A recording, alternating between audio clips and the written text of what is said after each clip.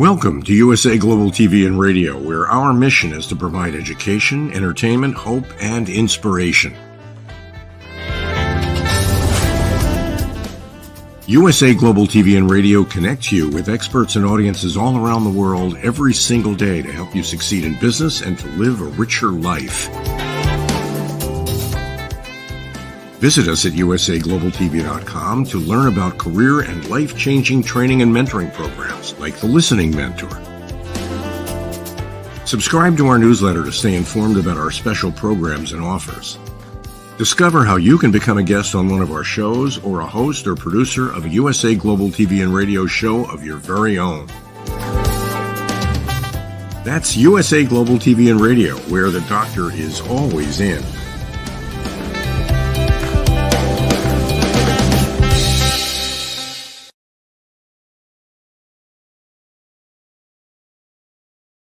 Hi, Rhoda Laughlin here, host today on The Wise Ones on the USA Global TV and Radio Network. Honored today to have Steffanie Costigan, author, playwright, journalist.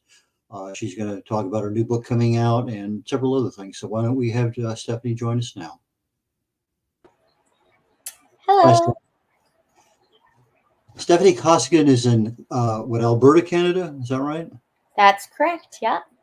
So I should say good morning, good afternoon, good evening, because we are a worldwide audience. And today I'm from Houston, Texas. You're from Canada, so we're still in North America, but we have guests from all over the world. Anyway, author, let's talk about Land of the Dragon. You started writing that at what age? 12 years old. And so that's been an ongoing thing for a long time. What caused you to start writing that early? What got me to, I think it was a way for me to just express myself. And that's what kind of got me going with that. And, growing up, I was dyslexic, but it was just a way for me to dive in because I had a really big imagination. When I was a little girl playing outside, I remember feeling the wind blow and I'd be like, oh, and look up in the sky and be like, oh, it's an invisible dragon. It just flew past. So, yeah. That's kind of neat. Dyslexia, that is something that can be a real problem. Have you conquered that one, or are you still subject to it to a degree? I'm still subject to it to a degree, but I have tools that have helped me to overcome it, and a lot of practice has also helped me to conquer it a little bit more. It's not easy. I have to work extra hard as a writer and a journalist, and it takes me a bit longer than normal journalists or writers, but I'm passionate about writing, so I don't let it get in the way. Yeah, there was a joke that I used to use a lot. In fact, I still use it occasionally. Did you hear about the dyslexic atheist who didn't believe in a dog? No, I haven't. You reverse the dyslexia, the dog, God. Anyway, dyslexic atheist. Anyway, we'll move on. Obviously, jokes are not my forte. Anyway, dyslexia. They have dyslexic font. Does that help you a lot? A little bit. It does calm it down. So it does help. Sometimes even color over the words can help. There's different types of dyslexia, so different colors kind of help. Because what I was told is they actually don't call it dyslexia anymore because dyslexia is a package deal. So when you're dyslexic, you're not just dyslexic. You have ADHD, you have anxiety, you have tons of things. So it's not just one thing. You have a reading impairment, writing impairment, and you can have a mixture of things. And I was also told by the doctor that diagnosed me that dyslexia is a sister disability to autism. Now, you started writing at 12. You published the book, a couple, 3 years ago? No, recently. Land of the Dragon, my first book that was published was back in December of 2023. So it's fairly recent. Okay, so literally last year. Mm-hmm. Okay. So that took a little bit of time to get that thing published. Tell us some of you wrote a book, you started at 12 years of age. Obviously, there's a lot of reading and editing and going back and forth, character development, plot development, all that stuff. And you had this dragon keep blowing the wind by you and everything else. Uh, but you finally decided on the title, Land of the Dragon. So there's a lot of things in there. Now, in doing a little bit of research on you, I realized that at one point in time you went to Australia and bumped into somebody who changed your life entirely. Oh, that's right. Yeah. I went to Australia on a little bit of an adventure, and I actually met my husband there, and it was I got a lot of teasing, but my husband, I've been working on Land of the Dragon since I was 12. I did a lot of illustrations. My husband looked just like my illustrations of the main character, Andrew. He looked just like him, and his personality was quite almost identical. So you could say I kind of married my main character. Well, that's kind of a neat story. So now you have a character that in real life is now your mate, and Mhm. it is that one of the things that helped you finish the book? Well, I I think with the book and the development, I wanted it to be at a place where I felt satisfied and I felt I could fully be proud of it. That's why I took my time with it and with the development. But yeah, I'd say it did kind of help to complete it too. Um, but I'd say the three characters that are the most developed in my book, in Andrew's a big one. He's the main male protagonist. Eleanor is the female, and then the villain, which I won't spoil who that is. Okay. So you have the book and you have the characters. Is there going to be a sequel to Land of the Dragon? Yes, I'm currently working on it. Okay, so this could be a series then. I can look for two, three, four, five down the road but you're not going to put them in 12-year segments. You're actually going to start writing them a lot faster. Yes, so I have written out all five. Um, but I'm just going through them and detailing the second one because I wrote it when I was fairly young and I just focused on number one and kind of matured it as I matured. So now I need a mature number two. So that's what I'm doing right now. I have other projects I'm currently working on.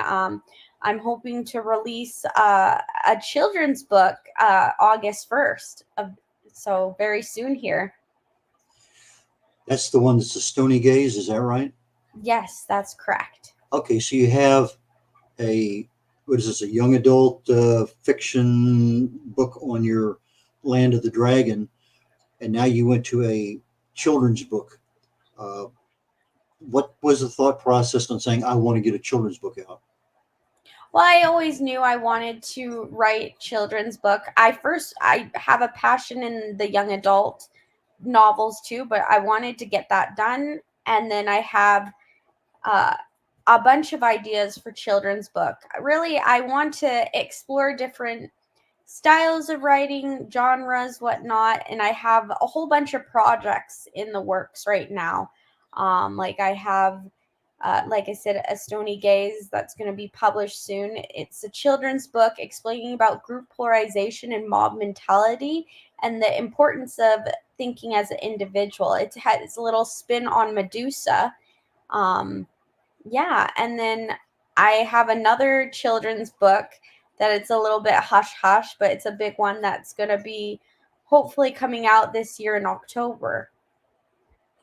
Okay, one of the things that as a publisher, I've had the distinct pleasure of working with Dr. Jacqueline Kerbeck here on the USA Global TV and Radio Network, and she has a series of children's books. But one of the things we did at the very, very, very beginning, first book, was make sure we had a dyslexic font in there because we wanted to make sure that the children, at some point in time, people don't realize they have dyslexia, reading difficulties or whatever. So all of her books have that font in there, and it's a larger font to make it just a little bit easier. So can I assume that your book also has a similar kind of a dyslexia font? The Stony Gaze doesn't, but the one coming out does in October.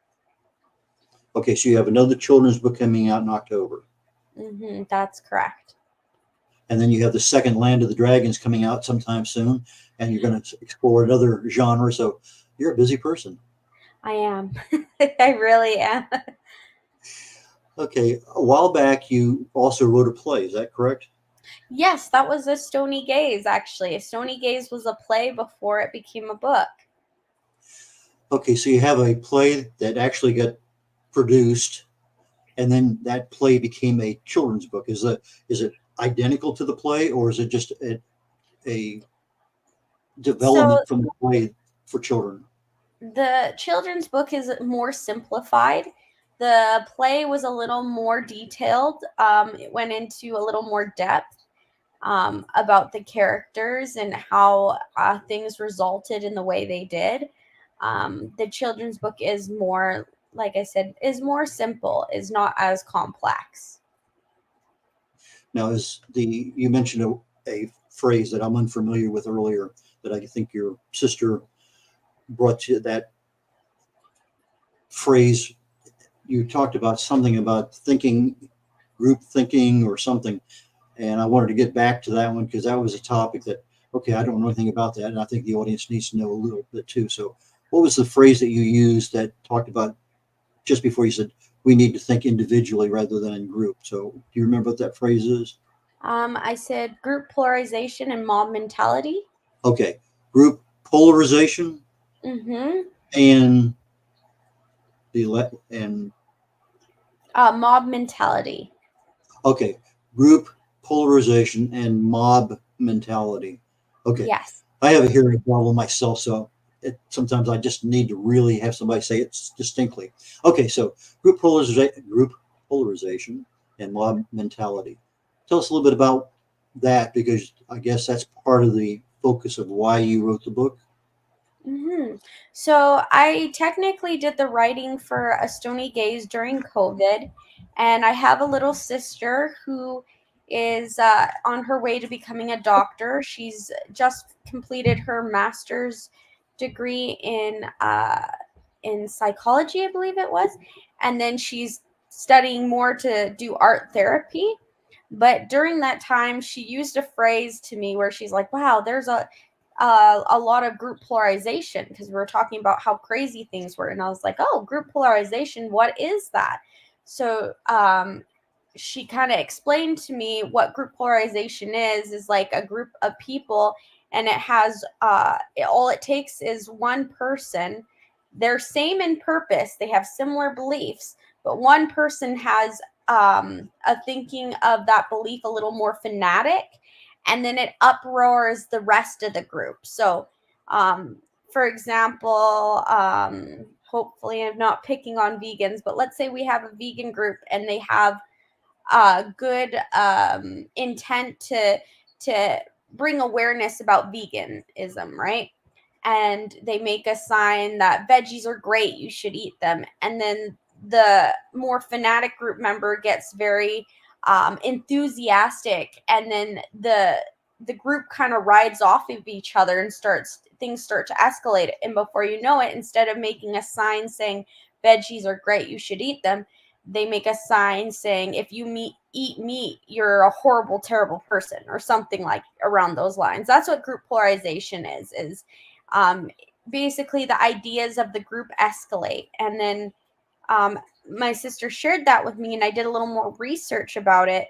And it goes along with mob mentality as well. Basically, when you're in a group, you become psychologically, you become more daring. You start to forget that there's consequences to actions, and then groups tend to escalate things and become even violent at times.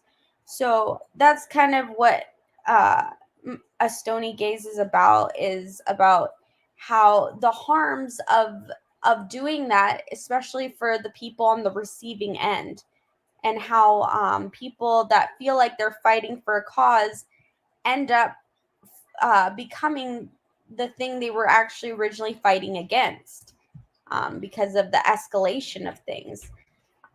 There was also an experiment even done about group polarization. It's called the Stanford experiment, where a university professor did an experiment. It was a very intense experiment. It was a 3-day long. It was meant to be a week, but they had to cut it short to 3 days because it escalated so greatly.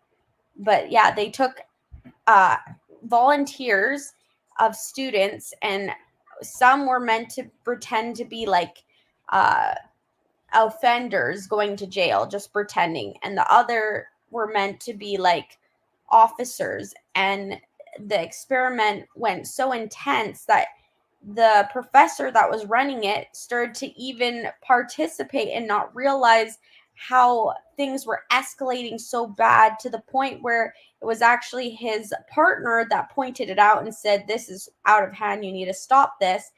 And then the professor realized, holy cow, he got so involved in this experiment and entrenched, he didn't realize the harms that were happening. I'll let viewers can look up the Stanford experiment, but it's pretty intense, and it's a really interesting social experiment that brought to our understanding about group polarization and mob mentality.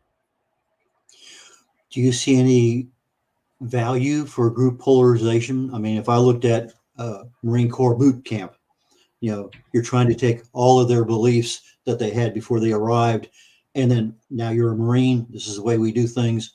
I can see where that group polarization could be a very positive for that particular facet of our lifestyle, because you do need people at the tip of the spear that go into harm's way.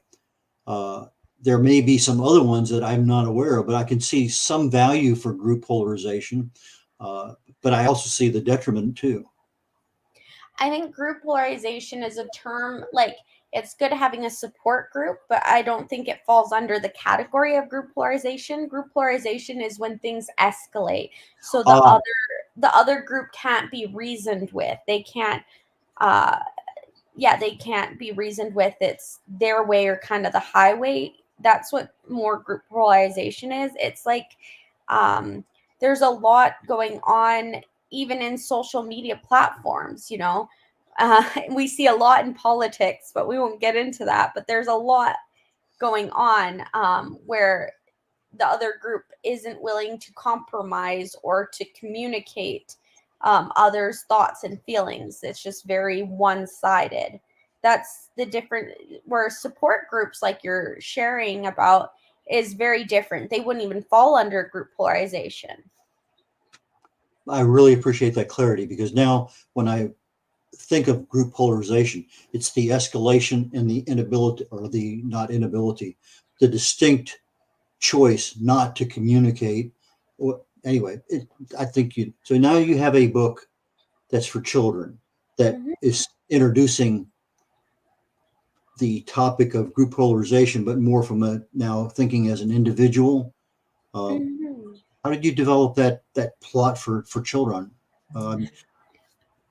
So yes, how I developed it was I thought of a mythical kind of mythology is the word I'm looking for.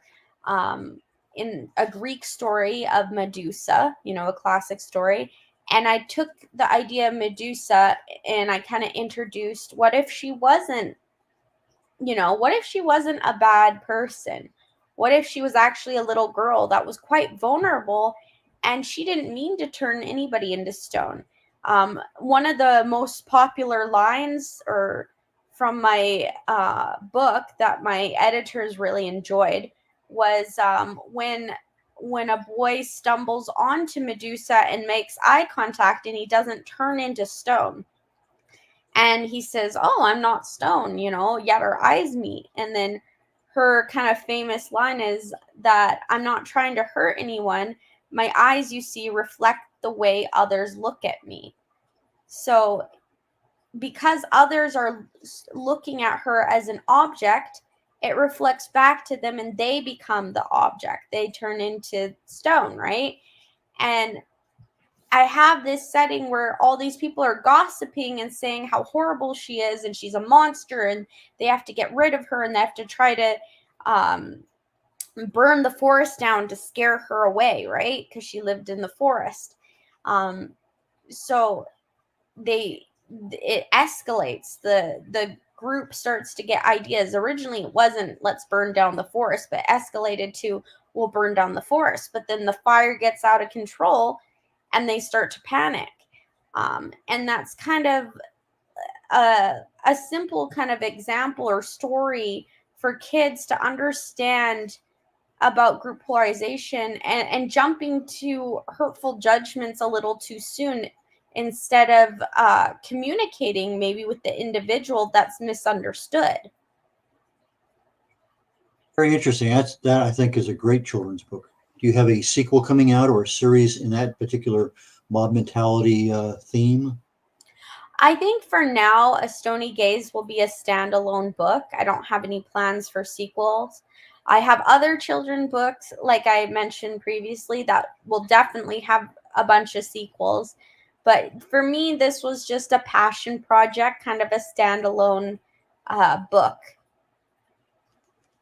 Now, your book, The Land of the Dragons, you got a book award for that this year, I guess. International Impact Book Award. I did. I received 2 awards. I received a Literary Titans Award for that one.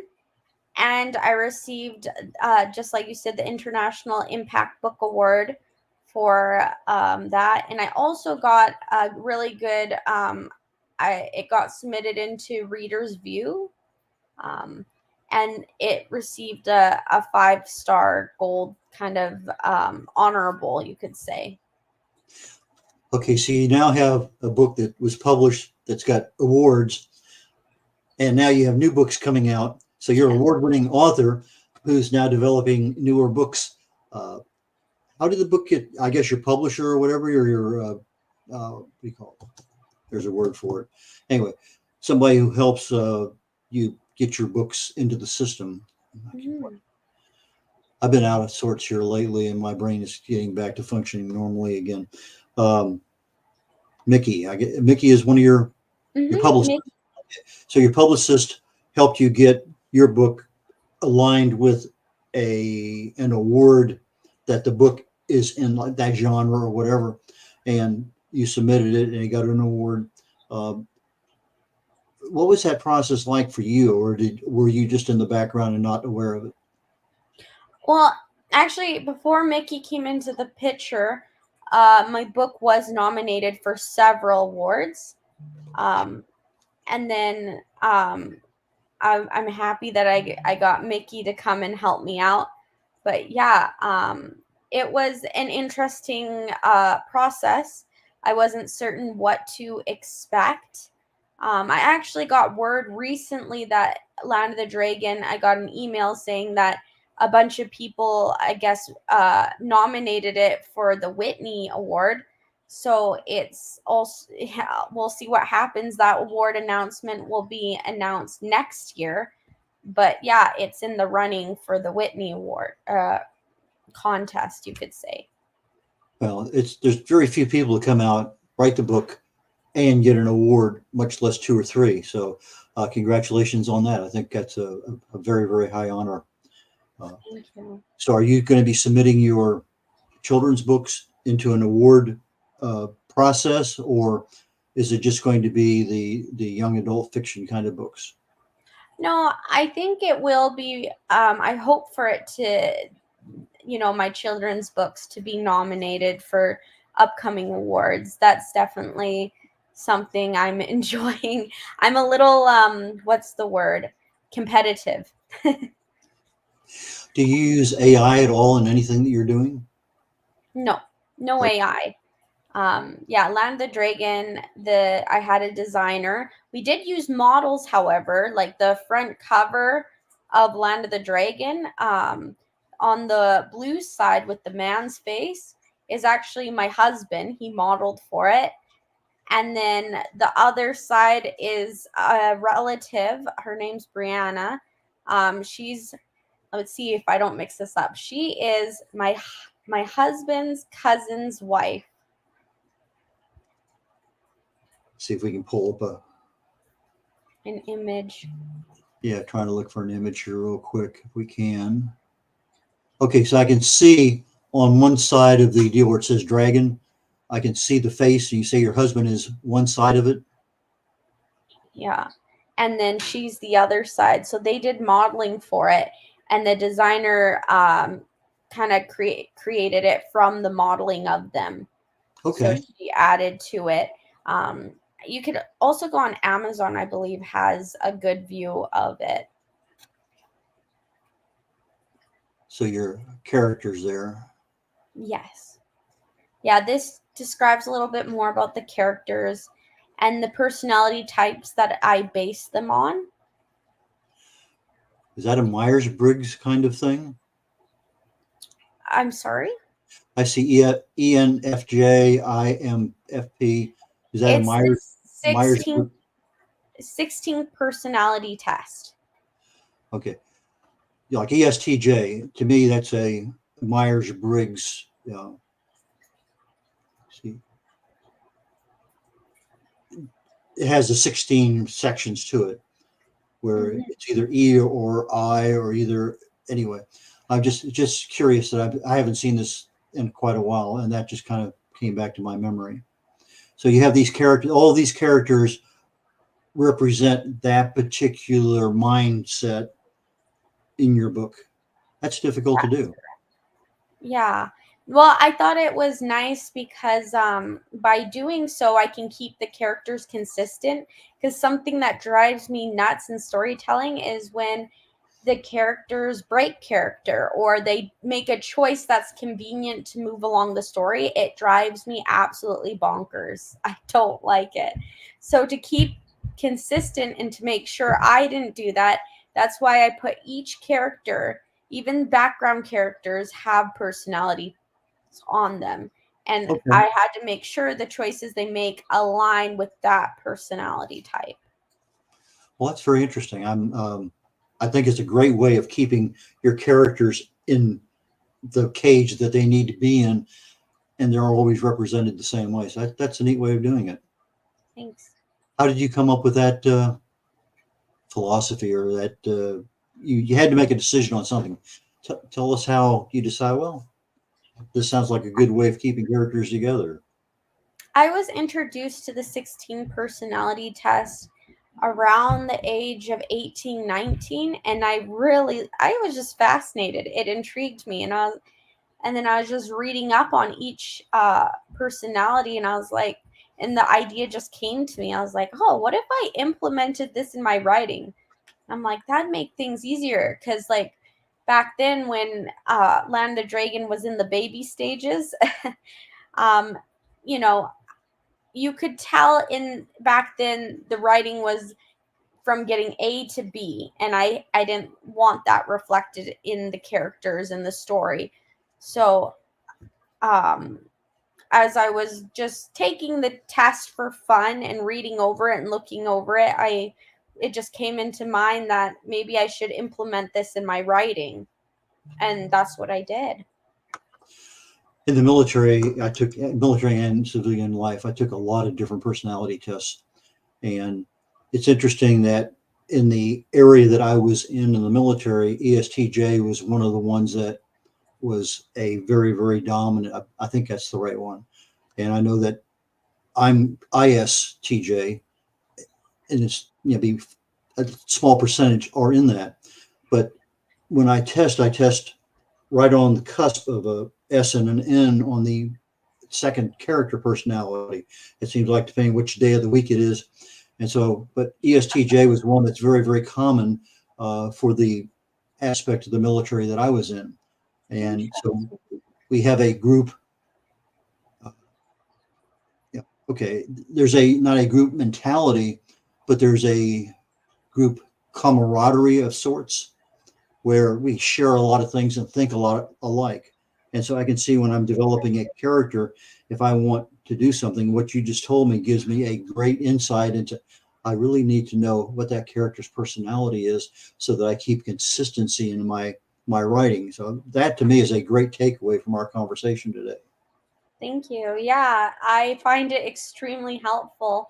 And I know when I was younger, another kind of strategy I would use for my writing is just like actors get into character and whatnot. I would put on a costume to represent that character, to get in that character's mindset. I feel like with writing, writing's very intimate in the sense of your mind. Like you have to really be able to do justice on the character and think like them and really psychologically get into it in order to do justice in kind of representing that character within the writing. Are you doing the same thing in the children's books, having consistency in characters in that same regard? I find that children's writing's a little more simple, especially given the ages that read it. It's not complex. It's a little easier to, I feel, to keep it in the same path of the character versus an adult novel where there's a lot more depth, there's a lot more detail, there's a lot more layers, symbolism, choices. It's just a different level, I think. Okay, fair enough. What ages are your books written for? Children's book. Well, Land of the Dragon is a young adult book, and it can really range from, I'd say the youngest is 16 to 35 and up. Like I've even seen older folks really enjoy it as well, along with like the mid age and the younger. It really depends on the individual's interest. Land of the Dragon is a historic fantasy. When you first read it, you wouldn't believe that it goes into dragons and unicorns and all this type of stuff because it starts off in the 1940s in Nazi Germany. Interesting. So there had to be a reason why you started in the 1940s. Is that something you had a fascination about when you were 12 years of age? Yeah, my neighbors, next door neighbors, they immigrated to Canada from Germany, and they lived during that time. They're no longer um, alive, they've passed, but they used to share with me all the war stories and their experience during that time. And it just fascinated me. So I just did a lot of research as a child about it because it was just, to me, it was interesting. It was almost like a different world, than what we live in today, where things were simple, but at the same time, they were very complex and very scary times. So mob mentality was probably alive and well back there in Germany in the 1940s, obviously. And so from that perspective, I can see where that development easily comes out of that. Now, you took that mob mentality, but actually put it into a children's book, which helps them, as you say, think independently. Exactly. Or at least gives them, I should be thinking independently, not necessarily going with the crowd just because I like that guy and that's what he wants. So It helps them to recognize, be more self-aware. I think is the goal, is just to be more self-aware and to understand just because you're in group doesn't mean you're all powerful. Matter of fact, you could really hurt an innocent person on the receiving end.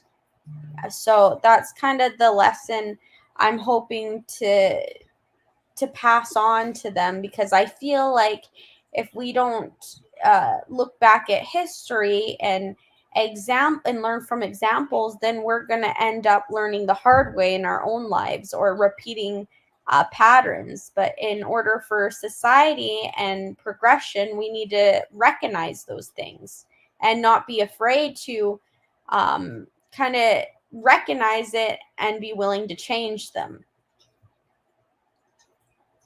that's a major psychological challenge in our life, is to think independently and be able to communicate with others that's a big chore you're taking on there. Yeah. We're getting closer here toward the end. Was there a question or two that I should have asked that I did not, so we can get anything that you wanted to talk about today on the table? I think you covered a lot. Just, Stony Gaze is going to be coming out August 1st. It'll be available on Amazon and Ingram Sparks. And then as time progresses, probably more platforms. And Land of the Dragon is available on a lot of different platforms as well. Amazon, Ingram Sparks, Google Books, Kobo. It's everywhere. Chapters. Yeah. So, yeah, if it's definitely a lesson I hope people to learn from. Like, that's my whole passion behind writing, is I want someone to feel inspired or take something away from it that can be implemented in their own lives, that they feel inspired and they feel like it was a good value used of their time. Is there a particular social media, Instagram, LinkedIn, whatever that you prefer to have people, communicate with you in that regard from a social perspective? Yeah, anybody can email me at landofthedragon.ca.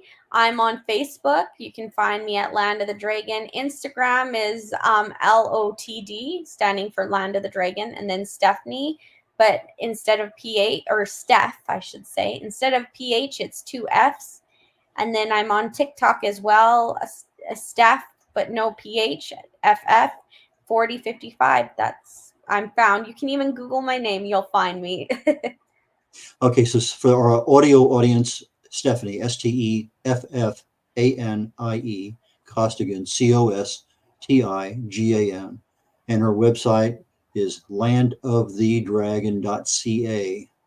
So with that, I am going to conclude our conversation today and get ready to take on a new topic. So Steffanie, thank you very, very much for your time today. I really and truly appreciate it, and best of luck with your new books, and I hope to have a chance to chat with you down the road. Thank you. It was a pleasure. Before I get to our next topic, which is Talking Heads, I need to have our programmer bring up a slide on our YouTube subscribers.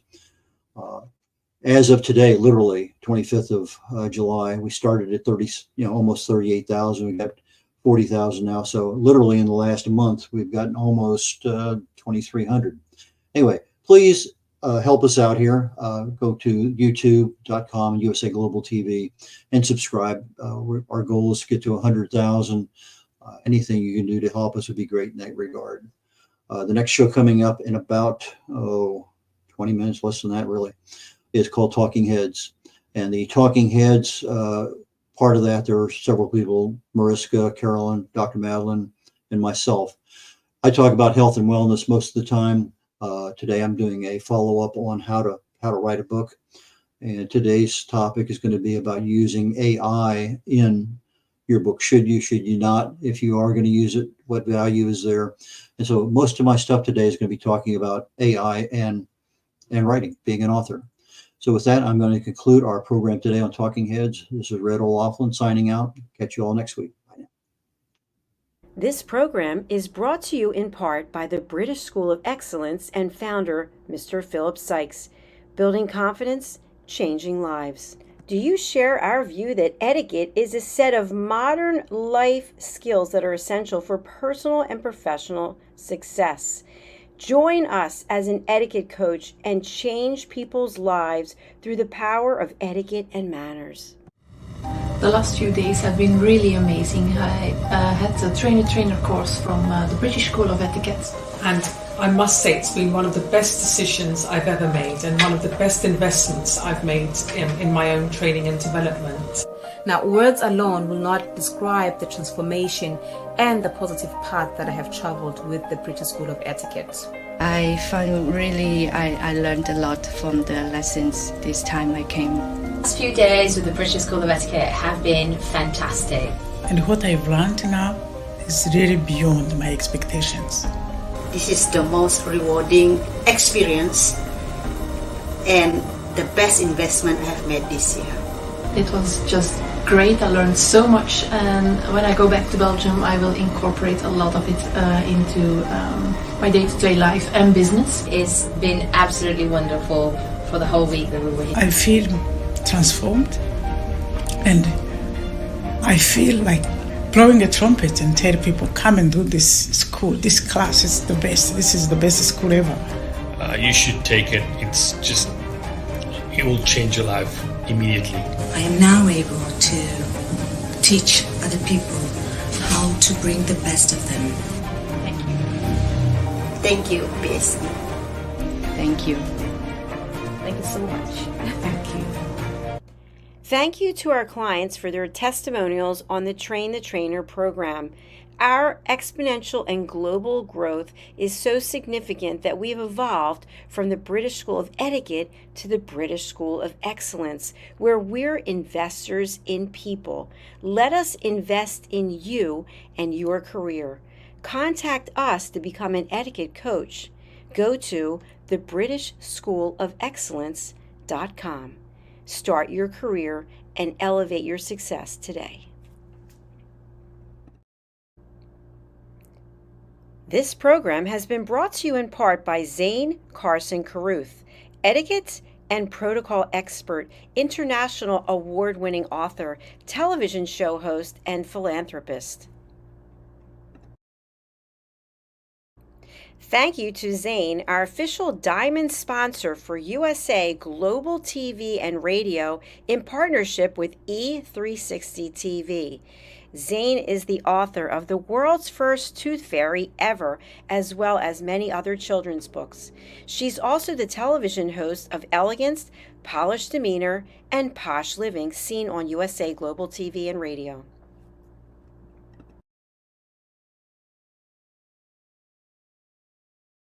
Hi, my name is Zane Carson Carruth, and I'm the author of this book, The World's First Tooth Fairy Ever.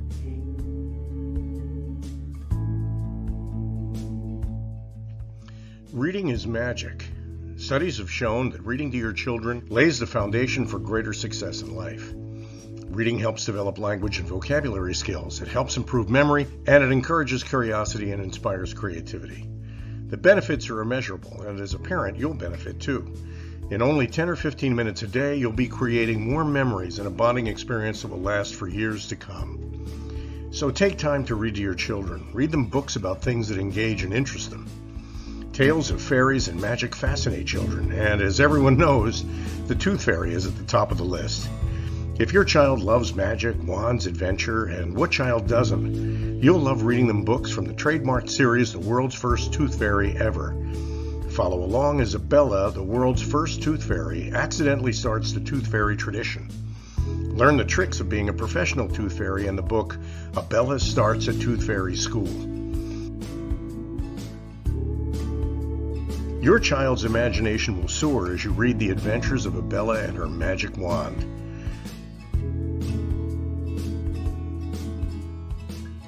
These wonderful books are available at worldsfirsttoothfairy.com and at Amazon, Barnes & Noble, and Walmart.